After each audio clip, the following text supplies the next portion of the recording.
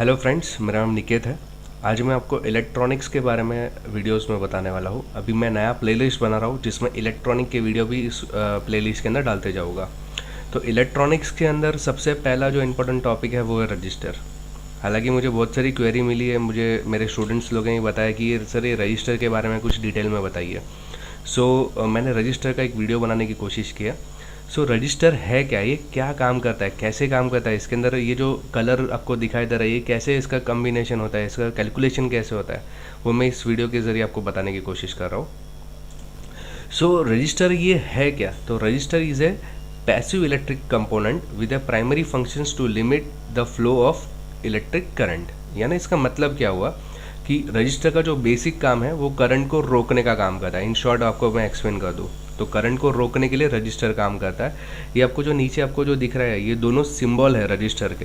यानी बुक्स वगैरह में रजिस्टर को कैसे दर्शाया जाएगा तो आपको इस सिंबल के ज़रिए दर्शाया जाता है।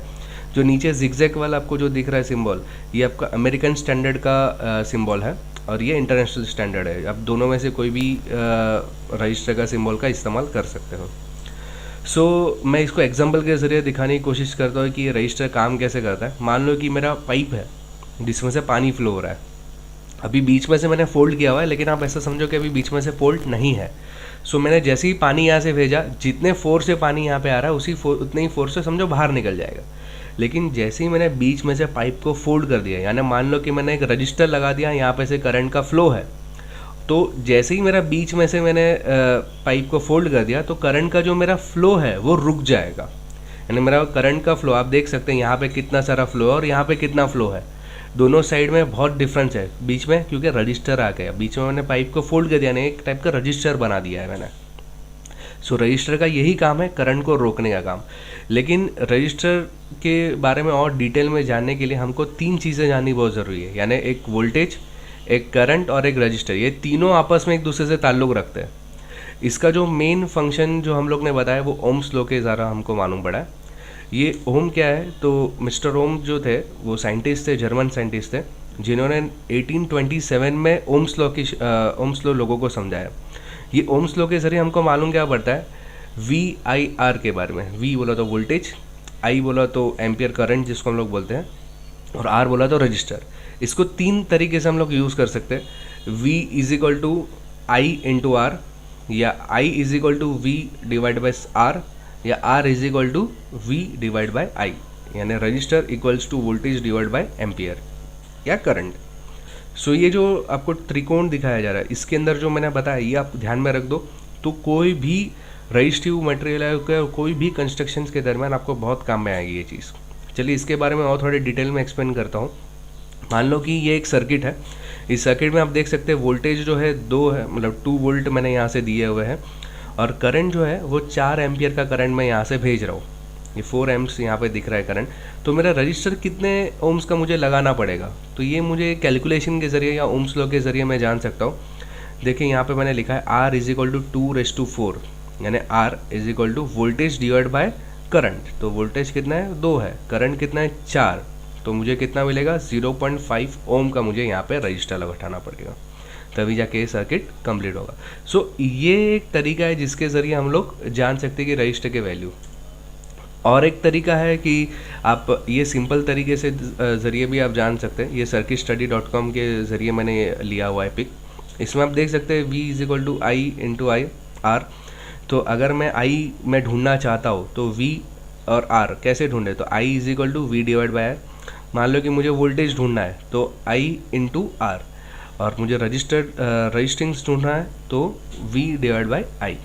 तो इस फॉर्मूला के ज़रिए आप कोई भी सर्किट का कॉम्बिनेशन जान सकते हो। यानी रजिस्टर कितना एम्पियर का या कितना ओम्स का लगेगा आप जान सकते हो। मान लो और एक मैंने एग्जांपल लिया, या मैंने 9 वोल्ट की बैटरी ले ली और उसमें मैंने LED लगा दिया, उस सर्किट के अंदर LED लगा दिया। LED क्या होगा, मेरा ब्लास्ट हो जाएगा, बिकॉज ब्लास्ट हुआ तो ओपन हो जाएगा। बिकॉज ये 9 वोल्ट का अगर मैं बैटरी देता हूँ और ये LED की जो ताकत है वो 30 मिली एम्प्स का है। ये 9 वोल्ट किधर है, 30 मिली एम्पियर्स किधर, तो ये जैसे ही आप सर्किट को ज्वाइन करेंगे मेरा LED ग्लो बंद कर देगा, यानी मेरा LED ख़राब हो जाएगा। इसके पीछे मुझे एक रजिस्टर बैठाना पड़ेगा। तो ये एक मैंने कोशिश की दिखाने की। यहाँ पे मान लो कि मेरा बैटरी है 9 वोल्ट का है, और एलईडी जो है 30 मिली एम्प्स का है। सो जैसे ही मैंने करंट यहाँ से भेजा तो पहले तो मेरा एलईडी ख़राब हो गया, लेकिन अगर मैं रजिस्टर आपको यहाँ पे बिठाना चाहता हूँ तो मुझे रजिस्टर कैसे बिठाया जाएगा, मैं कैलकुलेशन कैसे करूँगा।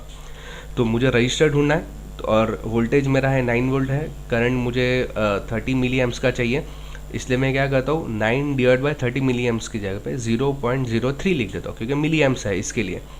सो यहाँ पे उसका रिजल्ट आ जाए 300 ओम्स, यानी मुझे यहाँ पे रजिस्टर कितने ओम्स का लगने वाला है, 300 ओम्स का। सो बाय यूजिंग ओम्स लॉ मैंने ये पूरा सर्किट ढूंढा हुआ है। उसी तरह से और एक एग्जांपल लेता हूँ, इफ़ मैंने रजिस्टर 100 ओम्स का लगा दिया है और यहाँ पे एलईडी के अंदर मुझे 30 एम्प्स का करंट चाहिए, तो मुझे वोल्टेज कितने मतलब जो बैटरी है वो कितने वोल्ट की लगानी पड़ेगी। सो यहाँ पे रिजल्ट आता है 3। ये रिजल्ट कैसे आया, क्योंकि मुझे वोल्टेज ढूंढना है, तो वोल्टेज यानी 100 इंटू 30 मिली एम्प्स। आप देख सकते हैं यहाँ पे मुझे वोल्टेज ढूंढना है। सो आई इंटू आर, तो आई इंटू आर का अगर कंस्ट्रक्शंस देखे तो आपको इस तरह से आता है, यानी 3 वोल्ट का आपको बैटरी यहाँ पे बिठाना पड़ेगा, तभी जाके वो एलईडी ग्लो होगा। सो इस तरह आप कोई भी कॉम्बिनेशन आप देख सकते हो और आपको रजिस्टर का वैल्यू ढूंढने में आसानी हो जाएगी। हालांकि रजिस्टर के जो टाइप्स है वो बहुत सारे टाइप्स है, बेसिकली उसमें 3 मेन प्रकार है, एक फिक्स टाइप, एक वेरिएबल टाइप और ये वेरिएस्टर बोलते हैं हम लोग। वेरिएस्टर की जगह पे डिपेंड ऑन फिजिकल क्वांटिटी, ऐसा एक नाम दिया मैंने। सो ऐसे 3 प्रकार के रजिस्टर्स जनरली यूज़ किया जाए। फिक्स रजिस्टर का मतलब है कि जिसकी वैल्यू फिक्स रहे, जो वैल्यू में थोड़ा भी चेंजेस ना कर पाए उसको बोलते हैं हम लोग, थोड़ा मतलब 5 से 10% आगे पीछे होता है वो ठीक है, लेकिन उसको फिक्स रजिस्टर कहा जाता है। वेरिएबल रजिस्टर जिसकी वैल्यू हम लोग चेंज हमारे मैकेनिकल तरीके से, ये जो आप देख सकते हैं यहाँ पे एक एग्जांपल दिया है, ये पोटेंशियोमीटर का है, तो ये पोटेंशियोमीटर या वेरिएबल रजिस्टर जिसको हम लोग बोल सकते हैं, यानी इसके ऊपर जो ये आपको दिख रहा है एक डंडा दिख रहा है, आप जैसे उसको घुमाएंगे वो हिसाब से इसका रेजिस्टेंस वैल्यू अप डाउन होते रहेगा। सो वेरिएबल यानी जिसका रेजिस्टेंस वैल्यू हम लोग हमारे हिसाब से वेरी कर सकते हैं, चेंज कर सकते हैं। दूसरा है डिपेंडेंट ऑन फिजिकल क्वांटिटी, यानी बेसिकली ये डिपेंडेंट रजिस्टर भी हम लोग बोल सकते हैं।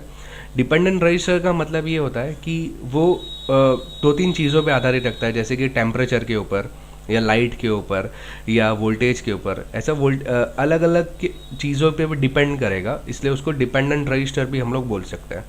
यानी जैसा टेम्परेचर है उस हिसाब से रजिस्टर रिएक्ट करेगा, या जैसा सनलाइट है उस हिसाब से मेरा रजिस्टर रिएक्ट करेगा। तो ऐसे 3 प्रकार से आप रजिस्टर को एक्सप्लेन कर सकते हैं, फिक्स टाइप, वेरिएबल टाइप और वेरिएस्टर टाइप।